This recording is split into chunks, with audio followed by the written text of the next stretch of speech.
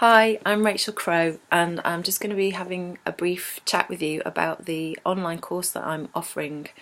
It's a catch-up passage, and we will be looking back at our first blood, our menarche, and midgirl. Now, midgirl is an interesting threshold to look at. Mostly gets overlooked in women's work and rites of passage work, but it's that time when a young person wakes up. So it could be, mid-child, boys and girls. It's when they wake up to the world. They see that it's not all fluffy light, playing in the garden and playing with your toys. There's bad things that happen in the world. And it could even be a time where they wake up to dysfunctions in the family or family secrets or things like that. So there's an awakening of some sort. It might be, breaking your arm around that age, or it might be a sibling being born or parents divorcing. There's lots of reasons children wake up at that time. But for girls particularly, it's when hormones begin to kick in and they start looking around at what's going on in the world and with their peers. So revisiting that time when our core beliefs are being formed, and those core beliefs could be beliefs that we then carry on into adulthood, which may not be serving us anymore. So this is why it's important to go back and just revisit these times in our lives.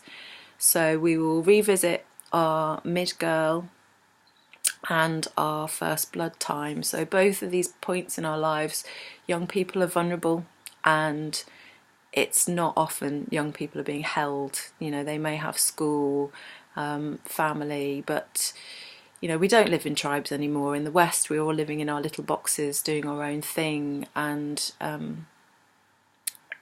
unfortunately, within those little boxes are abuse, trauma, neglect, and those things trigger as we get older. So for say for instance a woman who's a mother, and she may have been sexually abused around 8 or 9, when her daughter gets to that age, things start to be pushed inside her and it feels difficult, and she may be reacting unhealthily to her own child because of that. So whilst this isn't a therapy course, it is about self-healing. So I'll be teaching self-healing tools to deal with these things, but just bringing them to light and looking at them from a different angle sometimes really helps. And we will also be looking at the first blood threshold, which again is another time when a girl can be particularly vulnerable. So going back to those thresholds and doing healing work just creates a ripple out effect. So for women who have issues with their cycle, I get a lot of women asking me if there's such a thing as post-menstrual depression.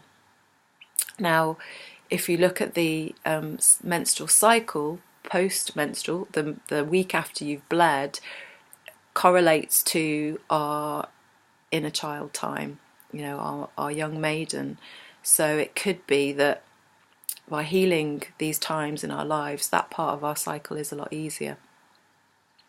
It could just be that it helps us be better parents, have a better relationship. Doing healing work on yourself always has a ripple out effect into our families. Doing this work also has an effect.